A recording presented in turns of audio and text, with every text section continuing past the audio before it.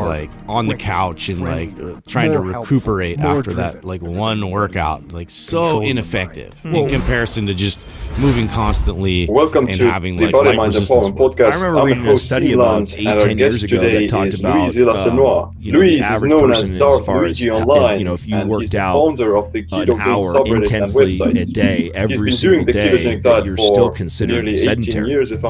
Because even if you blast the gym for an hour, the amount of movement and calorie expenditure that you accomplish just in 1 hour, you're only talking like 600-800 calories tops. I mean, that's high intensity too. Like most people are just doing a cruising through. And now you're prioritizing like healing, and which is like it's not advancing you. No, and don't forget, like if you're burning 800 calories or 600 calories with your new workout and you're doing it all the time, of course, people always ask me if I haven't eaten a carb in 18 years. Of course, eventually your body becomes so efficient. Dude, so cardio, it only takes the body about 2 to 3 weeks to adapt to your cardiovascular training. It takes 4 to 6 weeks on average to adapt to whatever resistance training that you're doing. So and I used to do this like watching my VO2. You can increase your VO2 max like every day. Like if you decide, okay, for someone like me, I don't do any cardio. I never bought into those meters, VO2. It's like whatever. It doesn't even. You can change it so easy and so fast. Like if we were to measure VO2 right now, get out there. I run as hard as I can for 20 minutes. We see where my heart rate's at. We see where my cardio threshold is at. Tomorrow, I can increase that and improve that already. So it just shows you how fast your body adapts, your cardiovascular system adapts to those types of stresses. So this is what just boggled me in the bodybuilding world. Was when I see all these bodybuilders off season doing cardio still. I'm going like, what are you doing? Like, why are you telling your body that this is like normal for it? And then when you go into cutting for your show, you try and add a little bit more cardio, or you ramp it up a little bit, and it's already pretty efficient at what you've been doing, so you don't get much of a response from it. And when you're in the business of your body changing aesthetically, you want to be able to do something and then your body respond to it, especially if you're putting in extra work. So it makes no sense for these bodybuilders and these coaches that are prescribing fucking cardio to their bodybuilders, their bikini athletes off season. It doesn't make sense. Not if you want to be efficient come prep time. And this is also why I always tell these guys that most of the hard work for those that inspire to be a competitor is pre-contest prep, is how you set your metabolism up, how you get everything ready to go, so that when you do start to throw things at it heading into prep, your body every week is giving you change. Well, you have to understand this one simple fact, and that is that the human body is extremely complex. And that basically it's extremely complex in its abilities to adapt to different stimulus into its environment. It's a survival machine. It's a survival machine that's evolved over hundreds of thousands or millions of years, and you come from a long line of humans that survived certain conditions. And so your body is very, very, very adaptable. There's studies that show that there's an actual upper limit to metabolism. In other words, they'll take people and have them burn shit tons of calories, and then they'll have them burn more calories, and they'll have them burn more calories, and it's like they hit a limit. Like their body stops burning more calories by compensating its other mechanisms. Which makes total sense why we see professional athletes, marathon runners not disappear. I see normally because if it was simply mathematics and it was calories in versus calories out, and the body just kept on the more you burn body fat, then they would literally wither away. Your professional athletes, the amount of football or soccer or whatever the fuck their sport is they're playing is so much that any other person like that you would think, they would just it doesn't work. So for your body to even consider prophecy. That it wants to burn in my more case, calories. I was already sort of doing a low carb diet. Have a good reason. Always eating now, one of the reasons it burns more calories is simple movement. From my grandfather's side of family, he's like he's a hunter, and he's also but that's very, very quickly a farmer in a way. He loves to do things for himself. The other way that your body realizes it needs to or thinks it needs to burn more calories is to support. So every time I went and visited him, that also got into my mother's is one how she cooks and most everything. expensive, So we if you always will, in my house the brain is probably, by the way, one of the most expensive organs was not in the body, very hard but muscles in that sense. Are expensive in the, I also in the prefer sense that to eat they cost a lot of meats, energy some cheese, to move and to maintain. So it's an expensive tissue. So I didn't really in comparison feel that to like much fat. Of Fat's a little cheaper. Fat's easy to store. I was never a super Muscle, high not so much. person, right? So why would your body? But again, it didn't really hit me that hard because I never carved up. And consider at the start of the diet. Of course, I read the recommended protocol diet. It's number one. It's one of its top goals. One of its top goals is to be as efficient as possible. Because remember, it doesn't know we live in a land of plenty. It doesn't know that we're modern, humans in the year 2017. It thinks it's, again, a hunter-gatherer where barely any food is around and you're always moving. So why would your body even bother adding this expensive tissue that's just going to cost more energy to support?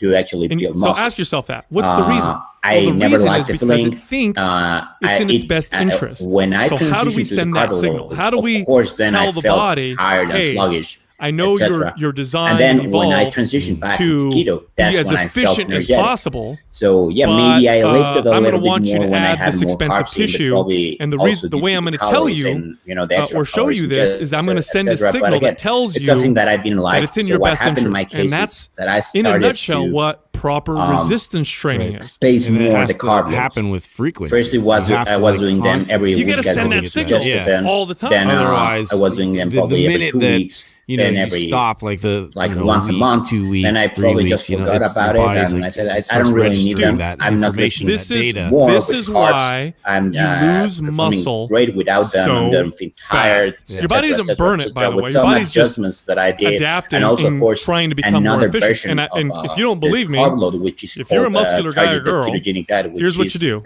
put your arm in a brace for 1 week. And I suggest to some clients, just do it for 1 week. Don't move it for a week. And take that brace off. Adding a few extra carbs visibly, before training. And you will have lost a considerable amount of muscle and strength within 1 week. Oh yeah, well they say it's 3. Some studies have shown it's about 3 days, approximately 3 days after the muscle has fully recovered from any sort of strength training or stimulus for atrophy to start. I felt that I really so 3 days. So within. And if you did bicep curls on Sunday, by next Sunday again, the atrophy is already starting to happen if it has not been stimulated again between now and then, right? That's right. It's crazy how much work it takes for us to maintain the lean body mass. That's why it doesn't stop with the goal. Well, that's why if you're going to work out to be lean, especially in the long term, by far the most important form of exercise is the one that tells your body to be less efficient with its calories, and that's with resistance training. There's no other form of exercise that comes close because all other forms of exercise rely on the calorie burn of the activity itself. Whereas resistance, here's the bottom line: if I lift weights for an hour, I'm going to burn less calories than if I do a 20-minute run. Like 60 minutes of weight training isn't going to burn as many calories as a 20-minute hard run. But I can tell you this much right now: if I lift weights for 60 minutes consistently, and I do this, every other day, I do trigger sessions, all stuff, versus a twin of mine who's doing hardcore cardio all the time, I'm going to be leaner. Yeah, who's going to build more muscle? Because I'm going to have more muscle. I'm going to have more expense. I'm going to be less, calorie efficient, if you will. Well, we've talked about this too in the show, and these are more numbers that are debatable and exactly how precise they are, and everybody's uniquely different. I remember a year and a half ago when I dropped this. Some little things I've heard it's this. No, that's not the point. The point is that for every pound of muscle you have in your body utilizes somewhere between 30 to 60 more calories. Just commenting and helping some people, who adds 5 pounds of muscle, like let's say you do not change your diet whatsoever, exactly the same, but you start to strength train. So I started at your scale goes up 5 pounds. But what happened also was that my advice on your body. Your body now is burning 300 or so calories more per day every day without doing any extra activity, just because you have that lean muscle tissue on you. So the numbers debatable. I mean, everybody that can vary, right? But the bottom line is more muscle equals more higher calorie expense. Faster so again, if you see what I'm talking about, it went a little bit against what with an extra 5 pounds of muscle, you're going to burn more calories. You just got more of this expensive tissue.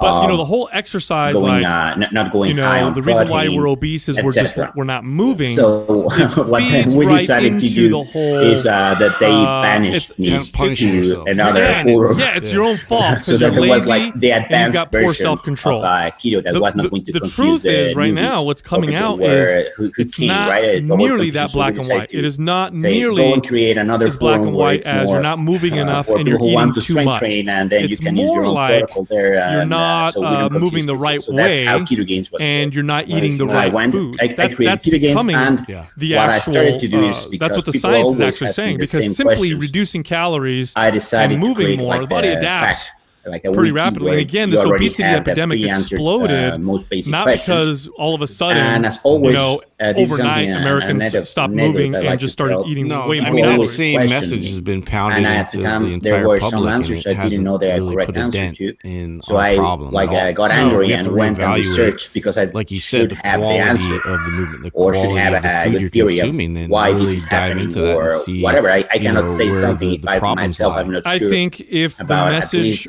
was, because the message still is, and that is 30 minutes of vigorous activity every single day. As well, so I need to know something. I cannot make things up. This will help you lose weight, and it's okay. It'll improve your health because you're moving for sure. By the way, I started researching, very good for you to move versus not move. But the message needs to be everybody should do resistance training, only because. I started to get just modern society, like, try to know man, the food that we eat is just even the good. Even if we eat healthy, we tend to eat more than we need to. So imagine I'm Susie. I'm 30 pounds overweight.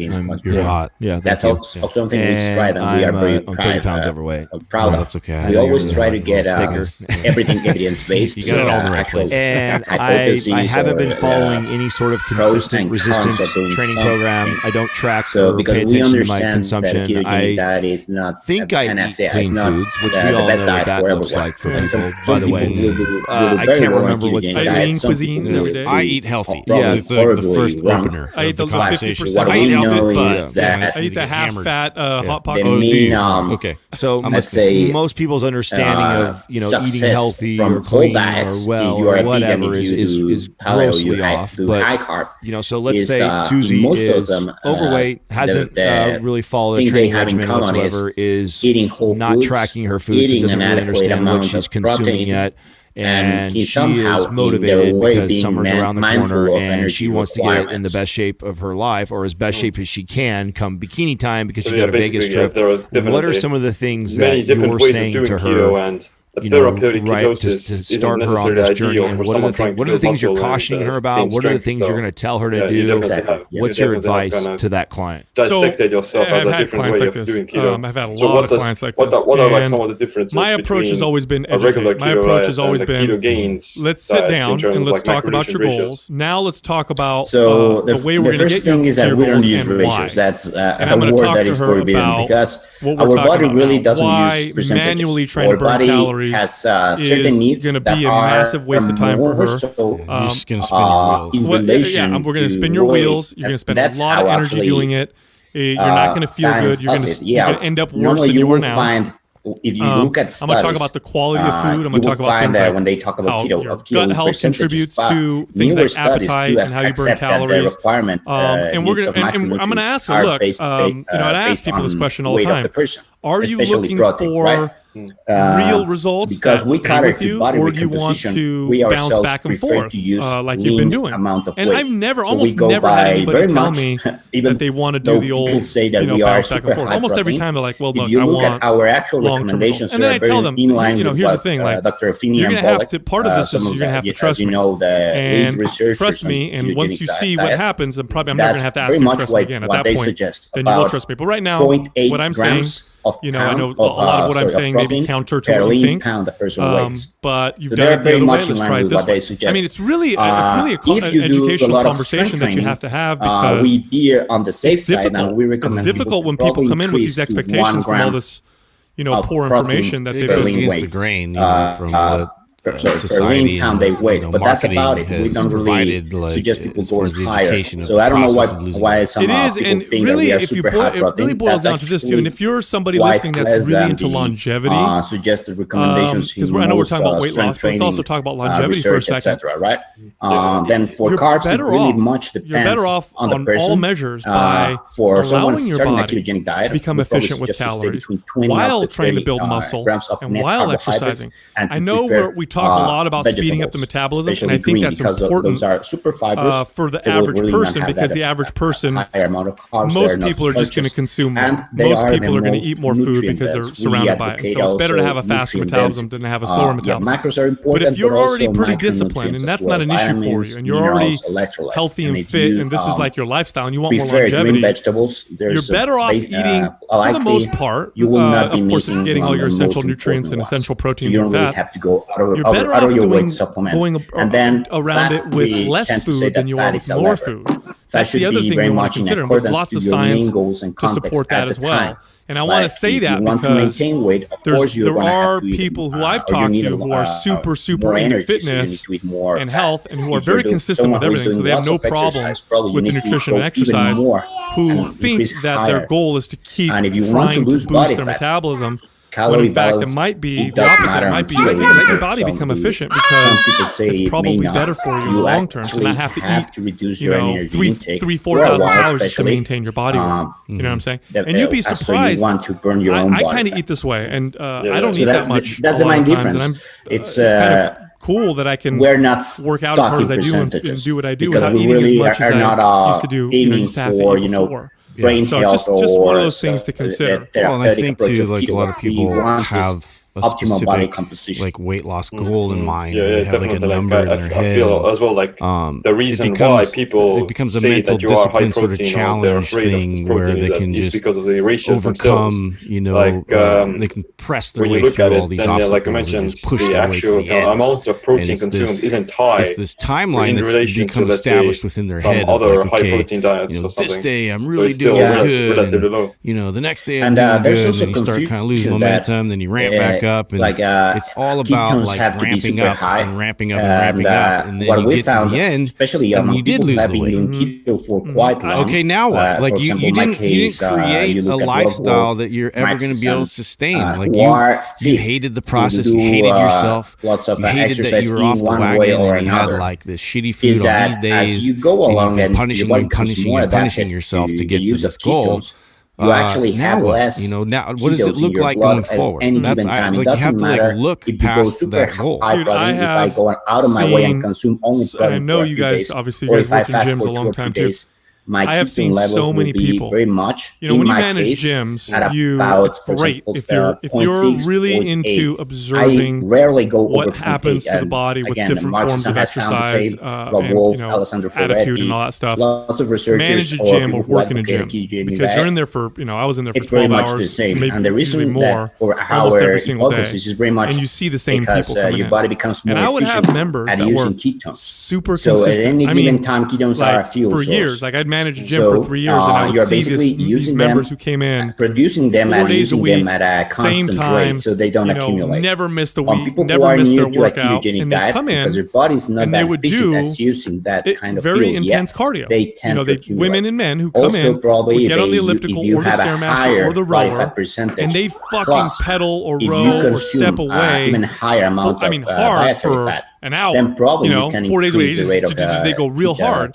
And these people were all overweight. They were all either flabby, so they had excess body fat, or some of them were actually 20 to 30 pounds overweight. There was one guy that used to do it, and he'd come in and he would get on the row machine. You know how many calories you burn, or just a lot of diets, I should say, strenuous. Tend to have lower levels. The row machine is one of the most strenuous forms of cardio. This fucking dude would come in, and he was, like I said, about 30 pounds overweight, and he would row away for about an hour So incredible stamina and endurance, and was about 30 pounds overweight. And so I remember when I'd see this guy all the time, I used to think to myself, it goes against a lot of people on social media. They're posting of he must be super sedentary all day long. Like they're so proud of it, but at the same time, like all day long, ketones and he must themselves eat don't necessarily just a ton mean of that you're food because it keto didn't make adapted. sense to me. They simply show that there then are I got to some know the ketone in guy. your blood. He was actually a mail carrier. Exactly. And if you're a mailman, how well you're going to use them? you probably walk 15 to 20,000 steps a day. Put ketones so in my body. It doesn't mean that I'm producing them. Right away, way more active than the average person.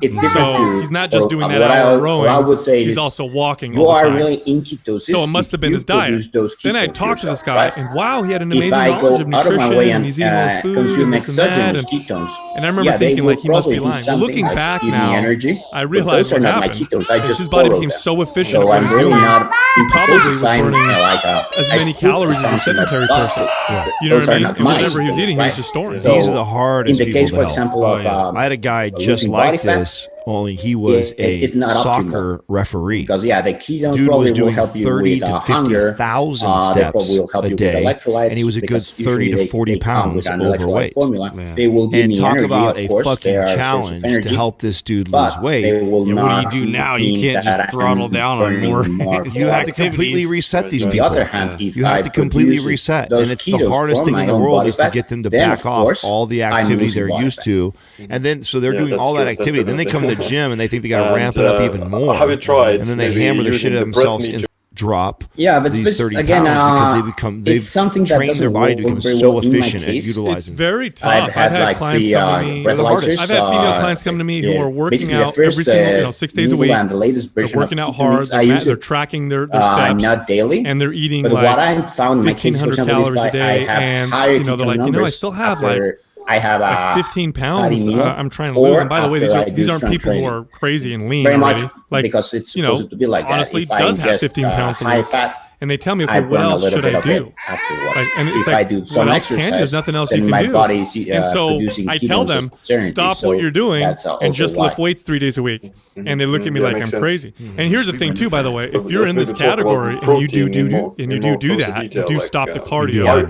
People think you stop the cardio and you go focus on strength training. Expect a little bit of a rebound, but you got to be okay with that. At first, your body will probably gain some body fat, but then it's going to readapt, and then you're going to start speeding up the metabolism. When I tell someone, and it's going to. So what I do with someone like this is exactly what you said. Is I cut out all this crazy intensity. 40 grams a day, and I assess what way they're trained. Most of the time, these are the maniac people that are CrossFit type of training or supersetting, tri-setting, cluster setting, everything. Power yoga. Yeah, or they're doing like jump rope in between sets because they're already. This is how they think that they have to get in shape. And it really doesn't happen that way. These people are perfect for we're going to cut out all this cardio. We're going to cut out all this crazy high-intensity stuff. I'm going to switch you to like phase 1 of MAPS Red. So you're lifting 3 days a week. We're heavily strength-based. Now, like Sal said, you got to be okay with you're probably going to gain a little bit of weight. But here's the beauty is when we go from somebody who's been like high reps, high volume, circuit training type of training and lots of cardio to strength training like that, they're going to pack some muscle on. Which what we were just talking about earlier is for every pound of muscle you're going to add 30 to 60 calories more a day your body's going to burn. Depends on the person, of course. So if that's true, then if this person even gain, let's say they gain 10 pounds, they're probably going to freak out if they hire a trainer and he does this, but this is why it was mandatory that I had you for at least 3 months, was because I needed you locked in with me so I could show you this process, because if you can trust the process, you'll see it works. What will happen is, there'll be this initial weight gain, which if we did our job of changing your programming up so the body now has a new adaptation, more than likely it's probably going to be heavy weight training, strength-based, because you're doing the opposite of what you're used to. So now the body responds. it adds some weight on the scale, but a good percentage of that weight more than likely is going to be muscle.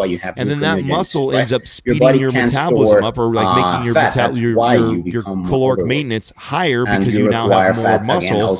And we kind of go on this, okay, we're going to build for a while. I don't want you to stress about the scale. If we go up 5 or 10 pounds, don't worry about that. We're building right now. And then when you go to reverse and go back the other way, now you got their metabolism sped up a bit, and they can drop weight a lot easier. And depending on how long that person has been hammering themselves will depend on how long we got to spend on kind of rebuilding and resetting all this crazy amount of work they've been doing.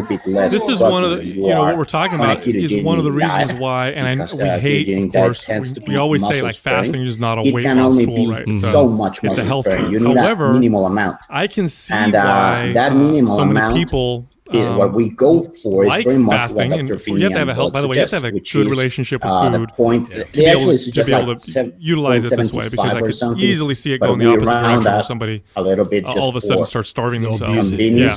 But I could see why, because we just don't need as much food as we think. We really don't need nearly as much food as we think. And so when people stop eating one of them like breakfast or lunch or either, and they just eat dinner, all of a sudden they're like, oh, you're not eating nearly as much food, and your body doesn't need nearly as much nutrition or calories, I should say, as you think it does. So it really kind of boils down to, and we've talked about this before, really just focusing on your health is so much more of an effective way of getting there than focusing on calorie burn. Yeah, but let's talk about some tangible things to help people get that way. So, for example, this is a perfect topic right now because yesterday my sister-in-law, she's battling with this. She just had rotator cuff surgery. And she's in the worst shape of her life right now. She already kind of carries herself a little overweight as it is, and now she's probably, and this is something that even Menno Henselmans she's probably got a good 30 to 40 pounds extra weight on her. And she's got shoulder issues that she's dealing with. As we know, there she's pretty sedentary. She doesn't really. She thinks. Why I was having this conversation with her, she just got done having a salad and fish, for dinner. So in her eyes, she eats pretty well. And, she was asking me these generic questions, like, where do I start? What do I do to start losing this weight and start dropping this right away? 40-45 and my advice, and this is why I'm such a fan of tracking, is we talk about on the show all the time of, levels of awareness. By itself and most people are not aware of what they're really But it doesn't consuming. happen that just because you eat and they look at their weight loss goal. I mean, that you could. There isn't a statement that's. I can't think of anything that's more true than that. It's so true. In an easy way to understand. And so think that when I look at someone like her, I said, don't look at your 30-pound weight loss goal right now. That's not the goal. That's your big chance of being transformed into glucose. Let's set small goals, small weekly type achievable goals that are going to set you in the right direction for that ultimate goal of losing 30 pounds. I said, for example, you've never tracked before. I said, you got someone like me who literally is right around the corner from you, and I can help you out, but I can't really help you if I don't know what the fuck you're really doing. And if you're not tracking, I can't see that. So your real goal right now is let's just pay attention to how much you move and what you're consuming. That's it. Nothing else. Don't add in a crazy routine. Don't go buy some expensive program. Don't start following Sean T's whatever. Like, you don't need to be doing that. Just become and aware. Even if they ingest a little, it's amazing more, just being aware and looking at what you're consuming and how little or not you're moving every single day. How well that already starts to help. Considering just they were ingesting 20 to 25. I actually thought I was getting enough of this. I actually thought I was, I was eating too much of this. Or wow, I really thought I was moving more than what I was. So there's your first bit. So I told her, get a week, just 1 week, pay attention to everything that you're doing. Then from there, let's pick one thing that you can improve upon. And then if I can actually see it, I can give you something. I'll give you, I said, here's some examples of what most people, what I notice right away when they track for a week is, they move very little. The rest of all your carbohydrates they underconsume. All of it will be for women. It's very common for me that they underconsume protein. Just in one they overconsume sugar. So you have lots of time they don't get enough fiber. and they don't rotate. They don't have a lot of rotation of food. They tend to eat this thing, migrate to the same thing. I hope that explanation makes sense because it's a little bit hard to follow. And instead of going like, get rid of all of it, fix all of it all at once, let's just address one of those issues. Let's just focus on the there's two things with that, body right? weight. I don't think it's really going to the pain hinder or reduce and injury and rehabilitation and all that kind of stuff. I think it's crucial because addressing the pain and really improving on the movement of the shoulder joint and focusing on regaining ability and doing that at a very gradual process, because the pain, it's one of those things where you notice the spiral effect of pain, right? So it makes it so you're not motivated to move, and then you also want to comfort yourself. Right. So these are two big contributors to gaining weight. Right. And people just breeze past that whole thing, oh well, I need to lose weight and then I'll feel better. But no. Let's alleviate pain and let's move better, and that will open up. Well, and this is what I told her for her training, right? Because she follows up with, what one of your programs should I follow? I said, listen, obsess about ketone what you need to do is this. I'm going to send you over. They tend to do so. And then, if you're going to be tracking something, I'd rather you track your macros, not really ketones, right? Especially when your goal is to lose body fat or to become stronger, etc. But I've had clients that are eating more protein than myself, like 180 grams or even 200 grams a day, and they have super high ketone numbers. So it's really because they're losing a lot of body fat. Again, body fat, when you burn it, produces ketones, right? And they are totally out of the ketogenic ratio numbers. In my case, people probably think that I ingest a lot of protein. My average would be 135, 140. Some days I may ingest probably 160, but the average is about 140 grams a day. That's not that much for someone my weight and size and activity level. Mm-hmm. Yeah, totally. So it basically means that most people aren't actually consuming enough protein on keto. Especially women and especially people who are over 35.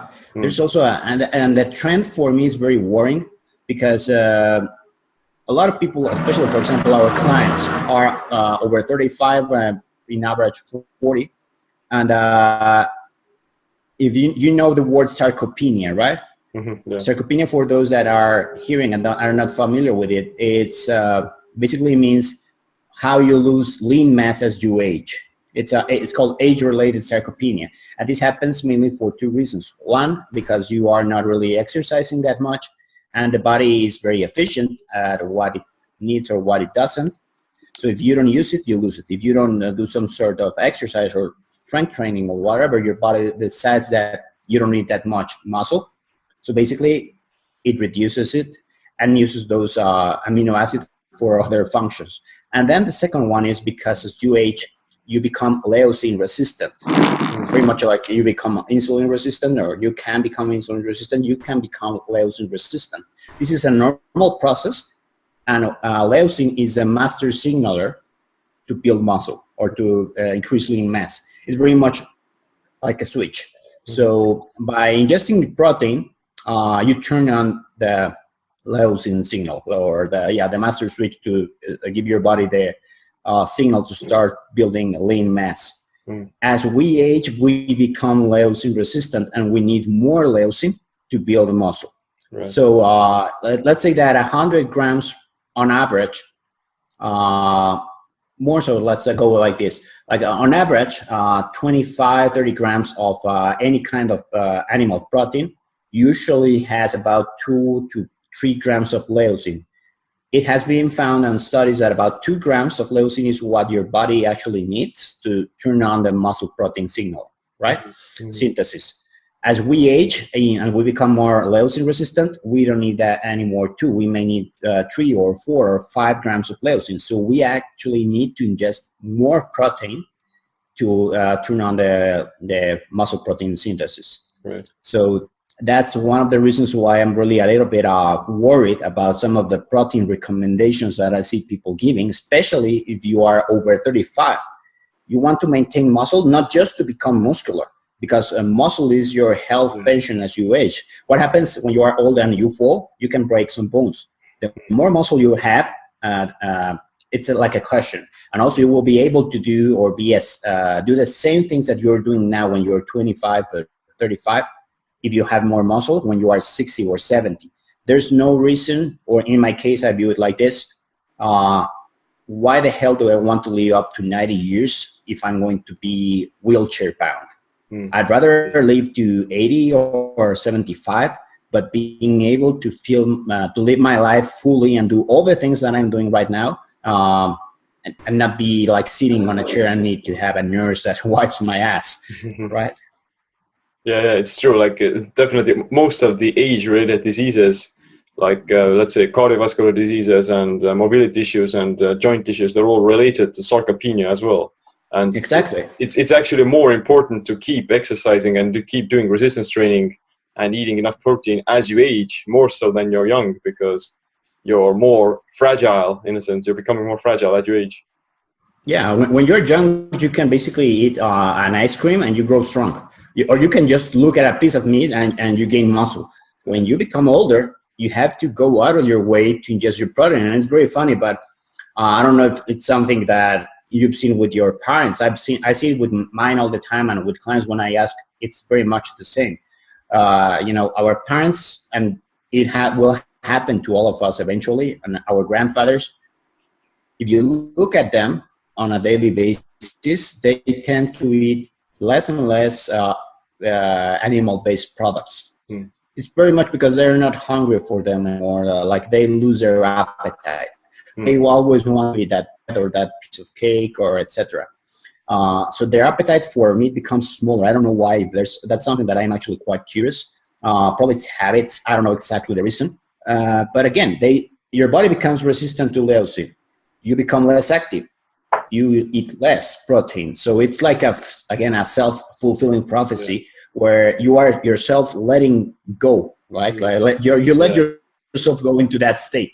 Whereas if you see some active athletes, even at their old age, who actively monitor their protein intake, their exercise, etc., like for example, Frank Zane, who was a famous bodybuilder or is a famous bodybuilder, or some other older athletes who do even triathlons or who are sprinters or whatever, even at their 60 years, they have, of course, not the same physique as when they were 30, but they have maintained a very they have maintained at 80% of their body by monitoring their whole foods, and probably with a ketogenic approach, I'm sure this can be even improved. Come with me if you want to lift. Yeah, I totally agree, right? Like thinking that aging is an excuse or thinking that aging is inevitable is also like a very self-fulfilling prophecy as well. Like, is it because people have lower growth hormone as they age because of the age, or is it because they're not exercising enough? Like there's this difference between having lower growth hormone and lower muscle protein synthesis because of being older or because of not exercising or not stimulating those hormones. So exactly, like potentially, and it makes sense. Like from an evolutionary perspective, those people have probably already done their work. They've already procreated. They already make sense because they have already procreated. They already done their job. So it's time for them to go to their second function, which will be taking care of the grandchildren or doing other things. Right. But again, if you actually eat adequately, keep doing some kind of strength training, keep active, again, use it or lose it. You keep using it, then you're telling your body you still want it. So the body will respect that. And the body is very wise in this aspect. If you sit all day long and you just watch TV, eventually you will start to lose lean mass. It's more so again if you don't eat properly. But even if you are 70 years old, you just look at some people or some cultures where the elderly are participating and are active in the community, where they still go to work and they still probably work in the harvest, or they also hunt, etc. like probably look at the Maasai or look at the Aborigines in Australia, where the elderly are actually teaching how to hunt, and they participate in the hunt. And you look at their bodies, they are still very much in, I would not say in their prime, but they look very much like their young peers. Yeah, that's true, definitely. So, like we've been talking about protein and such, but have you paid attention to this recent experiment Jimmy Moore did with John Lavansky, of where they consume like 3-to-1 ratios of protein to fat? Well, the thing in my, I'm just going to say that I respect Jimmy, but that was not really an experiment. He didn't really follow Dr. Ted Naiman's protocol. That he should have eaten first much less protein, not that much. Second, he should not have eaten that much body fat, dietary fat. Again, I don't think that was a very well done experiment. That's probably my main thought in that regard. Like probably. We actually, and again, depending on what what's the purpose of you doing that. If you do it if there is a crash diet that actually works for, I'd say 95% of the population, and the other 5% it doesn't work due to adherence issues, is what is called a PSMF protocol, which is a protein sparing modified fast, where you basically just eat protein and some vegetables. And this is both a bodybuilding approach and therapeutic approach. It is used widely on gastric bypass doctors, where they are going to do an operation, or any other fat loss operation where they reduce either the size of your stomach or the size of your bowels, etc., where they put very overweight patients in this protocol for a few weeks prior to the operation to make them lose as much body fat as possible before the operation. And again, it's a very well proven and tried protocol, where you increase protein to a certain amount and you have the client eat just protein either in liquid or solid form with minimal amount of fat, but do add nutrients. And this is also protein used pre-contest by bodybuilders to get to their leanest, and it works for everybody. So again, this is a protocol for rapid fat loss. It's not sustainable. It shouldn't be used for more than 1-2 weeks without a feed or without medical supervision. This is something that I even myself don't put my clients on. Only those who actually know what they're doing, for example, the ones that are going to be doing a bodybuilding contest, that's something that we do with constant checkups, but that's something that we don't recommend for people to do just because.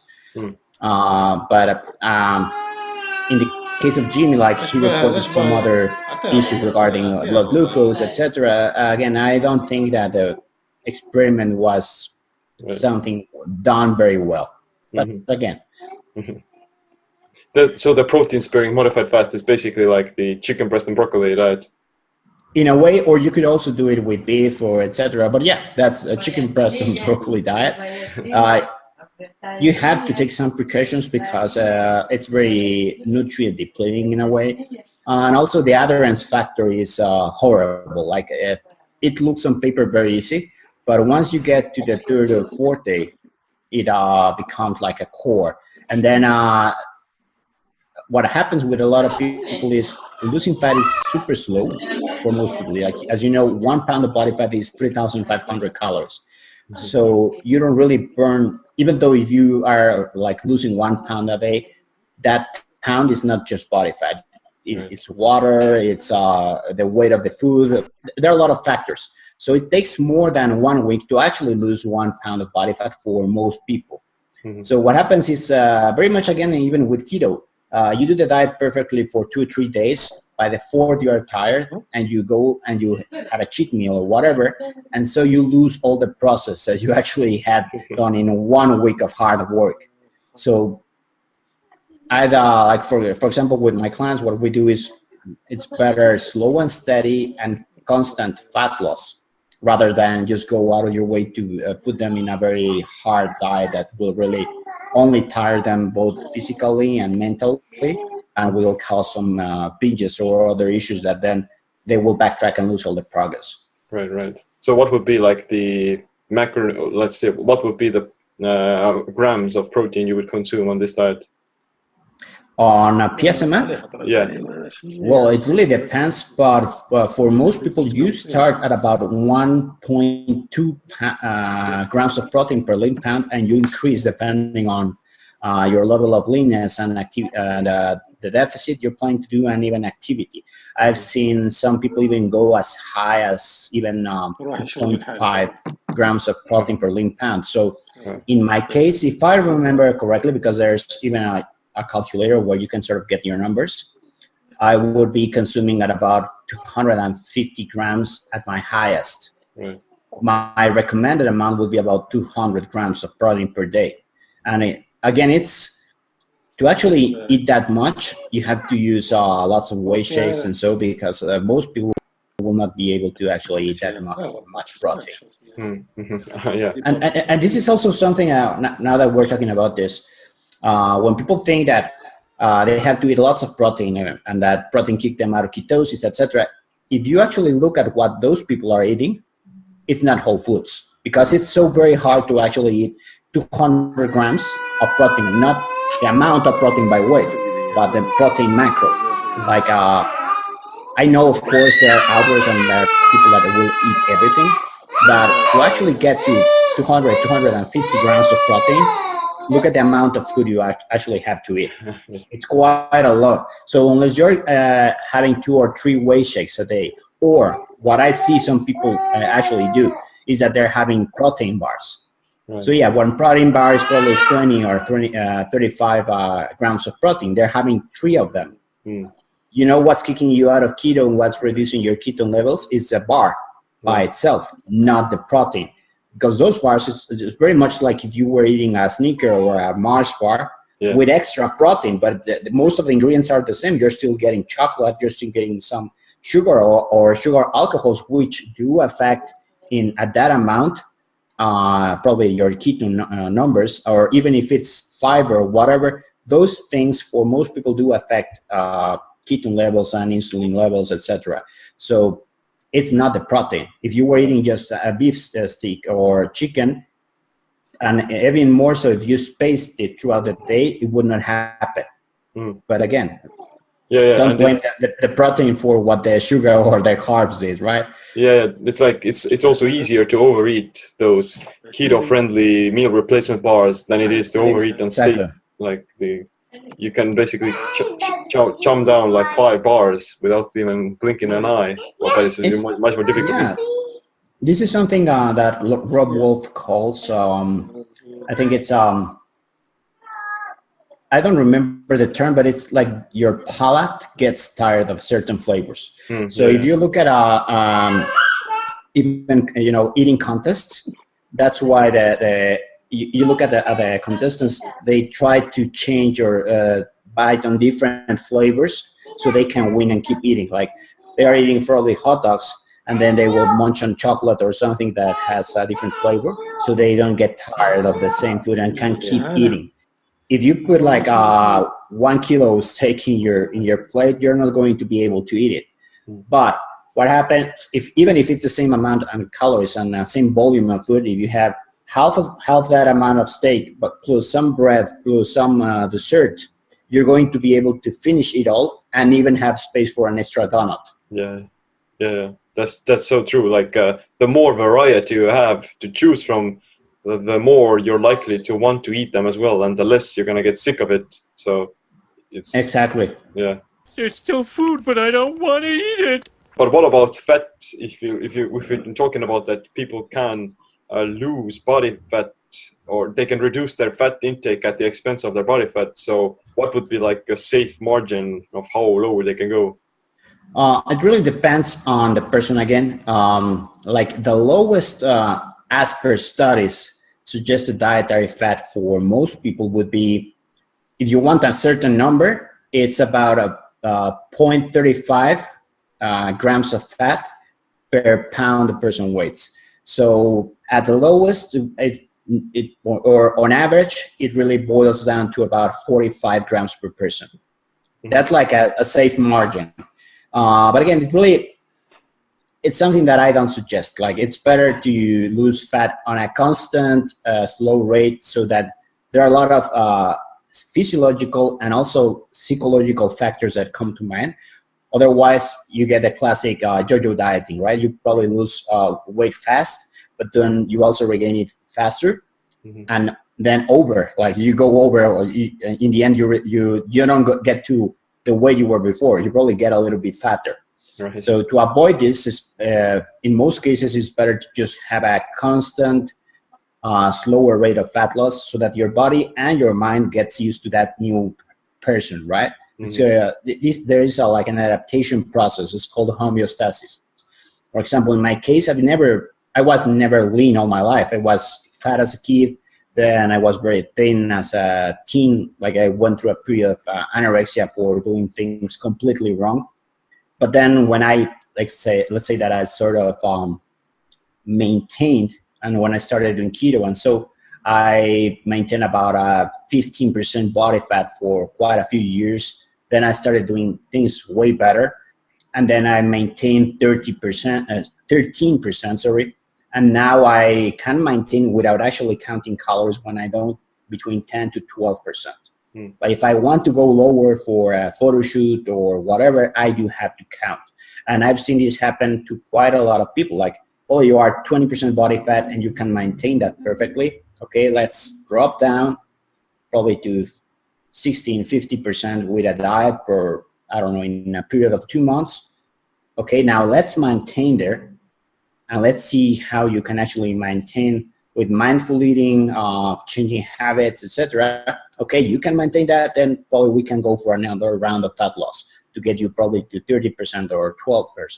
Okay, and as you go, so on and so forth, and it's much better for the person, unless, again, they have a date that they have, a certain date that they have to lose a body fat, or to get to a certain body fat percentage, like they want to do a bodybuilding contest or something. But otherwise, for normal people, let's say, it's better to go slower but constant. Yeah, that's very interesting, because we all have like these psychological images about what kind of a body image we have of ourselves, and we have to kind of change. There needs to be a psychological shift as well if you recomposition your body. Yes, and also that's something very that happens to lots of people. They, especially those that were most of their life overweight, they look at themselves in the mirror and they don't recognize themselves. And also, people don't recognize themselves, and the person, and they treat them quite differently, usually for the best. But like, I've had some clients that tell me, everybody tells me I look like sick, right? Because they lost so much weight. But if you actually look at them, they look great. But then they let themselves be like, how do you say it? Like they let people get over their head, and they don't feel comfortable, and then they self-sabotage. Yeah, so they actually gain weight on purpose because they don't recognize themselves and probably don't feel that comfortable, because their identity is being fat. Yeah, and now that they lost a lot of weight, like they don't recognize themselves in the mirror and they don't receive the same attention. Or in some cases, some people got fat because it was like a protective measure. Like probably, it's sad to say, but some people were abused or treated very bad. So by becoming fat, they were like, people ignore them. And now they're receiving lots of attention and they're not used to that. Mm-hmm. Mm-hmm. Yeah, that's definitely like a whole issues with not only just metabolism but also psychology. So I think it's very funny, but when I became a coach, I thought I was going to be doing macros and training, etc. Right? That was going to be my primary job with helping people. Actually, if you are a coach, you're more of a psychologist. Yeah. Like the macros and the training is just the starting point, but to have real success with your clients, you have to get to know them, understand what their struggles are, but it's more of a psychological thing. You have to help them to improve and change habits, and to endure certain processes that are not just eat this, don't eat that. That's the easy part. Right. The hard part is actually leading them to change some habits and to improve their lifestyle. Mm-hmm, mm-hmm. Yeah, that's true. So what does your own personal routine look like, nutrition routine? Nutrition wise, I'm very boring. Like, I usually eat about the same things every day. So like, either I count macros or I don't count macros, and because by not counting, it means that I already eat the same thing, so I don't have to count them. Yeah. So like let's say that from on weekdays, I very much eat the same. So I'd say, like, for breakfast, I'd have like 3 eggs and some ham and avocado or some cream when I have it. Spinach. I always try to have some green veggies. Mm-hmm. For lunch, chicken, beef, pork, preferably lean parts, but always some of that, or salmon or tuna or sardines. And by dinner, I either repeat lunch or breakfast. So again, some eggs, or again, more fish. I always try to have at least 2 or 3 times a week some fish, especially either salmon or sardines. I prefer myself like turkey or chicken, but I also try to have a little bit of red meat here and there. Mm-hmm. And I also try to have some green vegetables for nutrients. Mainly, I usually just eat spinach and, of course, avocado and zucchini. Here in Mexico, we have a thing called chayote, which is very much like a super low carb potato that is super high in vitamin C and other nutrients. So it also gives you a lot of food density. I'm not a big fan of dairy, not because it's bad or something, but very much because outside of sour cream, or we have here in Mexico very much a thing called labne, which is like labne, like Greek yogurt, but it doesn't have any carbs on it. I use that sporadically. Mm-hmm. Dairy, outside of that, I don't consume it that much because of the calories. So I like to keep my calories on a set number, and I'd rather have the extra calories from the fat that comes with my meat or avocado and such. But that's basically what I eat I'd say on a daily basis. But when I go out with friends or family or so, like, I just have some salad with grilled meat or like the like. And for training, I follow a full body workout. I do powerlifting and bodybuilding. So it's called power building, but I do focus more on the Olympic lifts. So I try to, right now I'm not doing a classic bodybuilding split where I only train one body part a day. I sort of mix, I have 3 routines, so I try to mix them, and I try to hit all major muscle parts at least 3 times a week. Mm-hmm. Well, yeah, sounds really solid and so simple. Like, keto is so simple and minimalistic. You're gonna get most of the results from just a few things. Yeah, very much I'm sure you know Martin Bergham of Lean Gains, right? Or Andy Morgan from Rip Body. So I tend to talk lately with Andy Morgan, and he's very much like Marty. They go with simple is better, and you're gonna get like 90% of the results that you want by doing the fewest thing possible. Like, everything else is details and minutiae, and I always see people that they obsess about the last 10%, and the biggest changes come from doing the basics. Like, if you do just squats, deadlifts, bench press, you do pull-ups, you're probably gonna get a full body workout, especially for those that don't have that, like, a lot of time, and you're gonna get a great physique. Okay, you want to go to bodybuild and probably get a pro card or whatever, then probably you need to do a little bit more aesthetic work. But for 90% of the people that just want to look good naked, you only need like 4 or 5 exercises. All the other are probably the top of the cherry of the cake. You don't need to spend that much time in the gym. You don't need that much variety, especially if you're doing things on your own. And for that, it also comes into the same. Like, I have a saying that I tell my clients when I see that they're overcomplicating things. It's, you're on a diet, not on a culinary tour. So just stick to basics. Get like how complicated can it be to get some beef, get some eggs, get some green vegetables, put them on a pan, salt them, and eat them. You don't need fancy recipes. You need high quality food.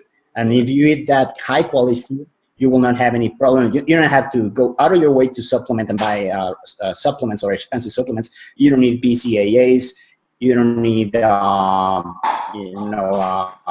vitamins. All of that is going to be covered with high quality food. Yeah, that's so true. Like people get caught up with, oh, I'll have to, meet certain expectations and get caught up in the details. So yeah, I don't know what to do. So like maybe can you talk more about the Keto Gains bootcamp as well, where people can actually learn from you and learn tricks of the trade in a sense. Sure. So normally we started with one-on-one coaching, but we found out that that this is an experiment I did like 2 years ago. People who were coaching with me also asked me a lot of the same questions, and they wanted to learn from me, etc. So I did a small experiment where I had 5 people do the same training, because again, simple is better. So unless you want to actually develop certain parts of your body, like someone who is going to actually participate in a bodybuilding competition, most people will actually just need 5-6 exercises and improve upon them. Like that's how you become stronger. You don't need that much variety. You need consistency and constantly increase the weight you're lifting, right? So I did a basic program, and I had these persons, each one with different macros, of course, but we did sort of an online bootcamp, like in a secret group on Facebook, where I answered all the questions they had about training, nutrition, etc. So that evolved to what the bootcamps are right now, which is very much, imagine like a CrossFit community in a way, where it's a mini course in strength training, nutrition, with an emphasis on low carb and keto and whole foods, where we evaluate each person as an individual, and we prepare and give them each one their macros for their particular goal, either it be fat loss or recomposition or gain muscle. So that is personalized, but we all follow the same training routine. So we have 3 levels: novice for people who have never done any sort of strength training in their life, then beginner for people who want to have a quick workout, but they don't want to spend that much time in the gym or have limited equipment. And then we have the intermediate advanced, which is for people who have been training for quite a while, who have access to a full gym, who want to go, to the next level of fitness. So what we do with in the bootcamp is, again, we evaluate the person as an individual. We give them their nutrition and their macros. We all do the same strength training program, which is periodized, like it's not the same. We change it week after week in one way or another. And all the while, we teach them about the basics of nutrition, the importance of whole foods, how to create and maintain healthy dietary habits, and also how to live on, in real life. It's very much different to actually tell them, eat these amounts of protein, or when you go out to a dinner or to a business meeting or whatever, how do you actually live the fitness lifestyle in real life? So we teach them all these tricks in a closed environment where everybody can help and support every other one in the group. So it's very much like a mini course in nutrition with training and macros, etc. So it has become extremely popular, and now we're coaching over 500 persons per module. Wow. So it's and I love to say that people just don't do one bootcamp. They usually start at the novice and stay in their intermediate for at least like 6 to 8 modules. We have people who have been with us for 3 years now. So they do one bootcamp after another, because that's also another strength. We don't repeat a bootcamp. Like even if you do one after another, the training is totally different because it's progressive. We do change the routine in one way or another, and we also experiment ourselves. Like for example, we may do one that is just full body. Then another one, we ask the clients if they want to try bodybuilding-like routine. So the next phase could be a bodybuilding-like routine where we just train one muscle group or specialize in one thing or another. Then probably we do a mock power building competition or so we actually do change things depending on what the clients want to experiment, if they're going to continue. So it's a great thing and also a great way to learn the basics of nutrition in a health environment of sports people. It sounds really good, and it sounds very comprehensive, and especially like if you have people who have stayed so long. So where can people learn more about it? So they can go right now to ketogains.com or ketogainsbootcamps.com. That's one way to get into our newsletter or to find more about it. We're basically starting one this is the second week of the new one. So in 4 weeks, in about July 6, I think we're starting the new one. They last 6 weeks plus 1 week of rest, we call it, or deload. And again, they go one after another. So we have like 8 boot camps per year. So if they cannot join on the start date, we can always accommodate them probably on the next one, or they can reserve a space. Sounds good, yeah. And where can people learn more about you specifically if they want to contact you? Also, again, on Ketogains, everything that you see Ketogains on the web is us. So it's on Twitter, it's Ketogains. On Instagram would be Ketogains. If you go to Facebook, just type Ketogains as well. We have the Spanish and the English version of the group. If you prefer Spanish, you can go to Ketogains en Español.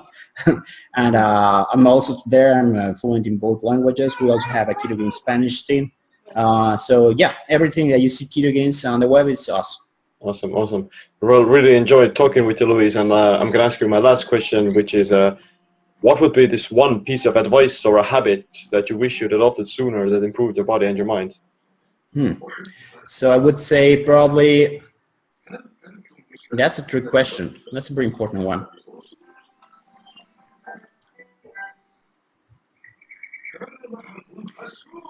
I'd say always stay hungry, and not hungry for food, but very much for information. Like not be content with what you have today, but try to improve every day on something. Probably like it can be applied to everything, like to strength training, to how you did in your diet. Like if one day you failed, doesn't matter. You can always improve the next day. If you fail in strength training, you can always improve the next day. If you fail with someone, you can always make up and and be a better person. Yeah, that's powerful advice, and I believe that's how we also evolve as a society as well. When people try to constantly improve themselves on their individual level, so that's good advice there. Yes. Awesome. Well, thanks, Luis, for coming on the podcast, and really enjoyed talking with you. I'll definitely pay more attention to what's happening on the keto sphere as well with Ketogains and such. So yeah, I'll see you in the future. Thank you, Sam, for having me. It was a great talk. Awesome. That's it for this episode of the Body Mind Empowerment Podcast. If you want to support us, then I would greatly appreciate it if you could leave us a review on the iTunes or the other social media platforms. Definitely check out the show notes for the topics that we discussed in this episode. Thanks for listening. My name is Seem. Stay tuned for the next episode. Stay empowered. Come with me if you want to live.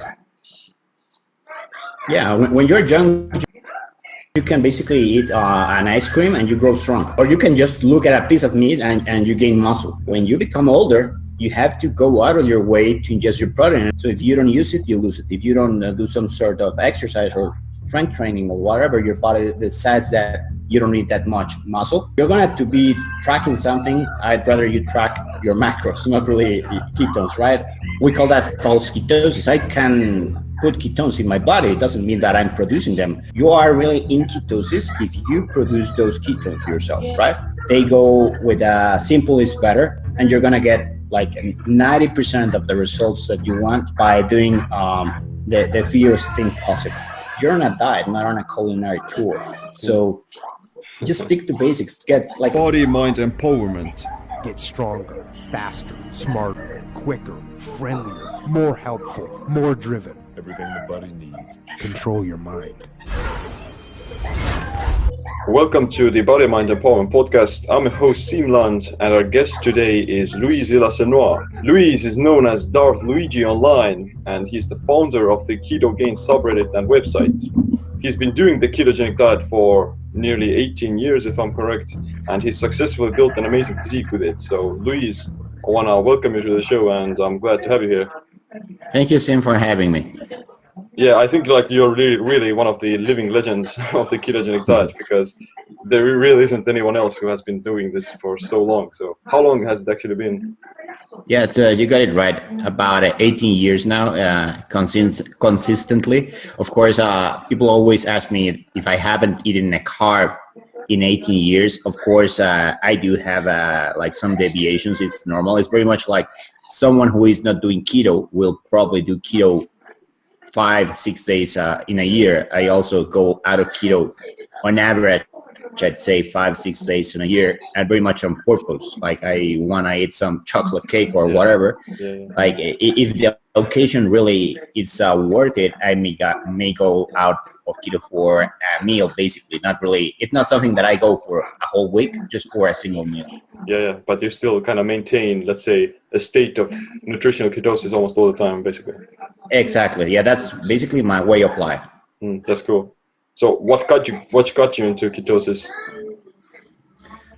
Very much I did it at first without knowing that it was actually ketosis. I was more so trying to follow a classic bodybuilding cutting diet, which as most people already know is just eating super low carb in the way that you don't eat starches. You eat lots of green vegetables. You eat protein, basically broccoli and chicken, rice, right? No rice, just broccoli and chicken. Trying to find out more the science behind it, and I started reading about the ins and outs, the whys and hows, and I started a little bit of research on internet. At the time, we didn't have Reddit, and so I'm talking about late 1999, 2000. And there were bulletin boards, and there was a bulletin board regarding bodybuilding. And there was one particular, I don't even remember the name, it was very much like IRCC chat, where even Lyle McDonald participated. So at the time he was finishing or had just finished his book, The Ketogenic Diet. And I remember that someone pointed me to that book, which was very basically the Bible, or in my heart, it's the Bible of a ketogenic diet for recomposition purposes. And that's what got me into keto. Yeah, that's you're so correct in the sense that keto has become very popular within the last few years only, and before that you really had to dig very deep into finding out the information of how to do it. And exactly. people were even skeptical about whether or not you can build muscle. And when you showed up in the scene of, whoa, I've been doing it for like 12 years, and then people were like, okay, maybe there is something there that can actually work. So how did you see your performance change after the first periods of starting keto? It's quite funny, even like because I didn't really start with some precognition or preconceptions. For me, it was a very natural process. What I see normally is people, for example, who are bodybuilding or strength training or doing performance type sports, hear about keto, about a fat loss diet or the magic cutting diet that normally you hear right now, how it's being popularized, right? To lose fat quickly. So, but they also hear the negatives of it, that you're going to lose strength and power. So they come already with this mindset. So it becomes a self-fulfilling prophecy. Whereas in my case, I was already sort of doing a low-carb diet. I always eating sort of a paleo protocol. From my grandfather's side of the family, he's a hunter, and he's also a farmer in a way. He loves to do things for himself as a hobby. So he goes and hunts as a hobby. He plants the food he eats as a hobby. So every time I went and visited him, that also got into my mother's how she cooks and everything. So we always in my house ate it like sort of paleo style. So for me, that transition was not very hard in that sense. I also prefer to eat eggs, meats, some cheese, but mostly green vegetables. So I didn't really feel that much of a difference because I was never a super high carb person, right? But again, it didn't really hit me that hard because I never carved up. At the start of the diet, of course, I read the recommended protocol that it's in the book, that it's a cyclical ketogenic diet, which is what some bodybuilders do, that entails carving up every weekend, for example. And I started following that protocol. I started doing that cyclical ketogenic diet. And actually what I found is that every time that I did the carb load, I felt lethargic, tired, bloated. So it was a feeling that I didn't like, but I had to do it because the book said that I had to do it, that I needed the carbs and the glucose to actually build muscle. I never liked the feeling. When I transitioned to the carb load, of course, then I felt tired and sluggish, etc. And then when I transitioned back into keto, that's when I felt energetic. So yeah, maybe I lifted a little bit more when I had more carbs in, but probably also due to the calories and the extra calories ingested, etc. But again, it's something that I didn't like. So what happened in my case is that I started to space more the carb loads. First, I was doing them every week as the book suggested. Then I was doing them probably every 2 weeks. Then every once a month. Then I probably just forgot about it, and I said I don't really need them. I'm not lifting more with carbs. I'm performing great without them. I don't feel tired, etc., etc., etc. With some adjustments that I did, and also, of course, another version of the carb load, which is called targeted ketogenic diet, which is the one I really use and I suggest to some clients, which is basically just adding a few extra carbs before training. And when I say few, I'd say between 5 up to 15 for average persons. Some high-end athletes may, of course, need a little bit more or much more, depending on the type of sports and duration of it. But again, I felt that I really didn't need them, and my performance really didn't suffer. So I just decided to not add them in any way. Yeah, I was similar in your case as well. Like, I did start off with regular keto, then I did the cyclical version, and I did also agree that although the carb ups are, you get to consume massive amounts of carbohydrates and calories while still losing body fat, but at the same time you do feel slightly sluggish, and your performance may actually suffer because of that. So yeah, those carb ups, they tend to get boring after a while, after you kind of satisfy yourself. I haven't had a carb since 2004. When did you start the Ketogenes subreddit? That was around 2006 to 2007. And it was very much because I frequented Reddit and I found that there was a keto board. So I found out that there were some people interested in actually doing the ketogenic diet for strength training, bodybuilding. And they were giving lots of either incorrect or conflicting advice. So I was very shy at first. I didn't like to post probably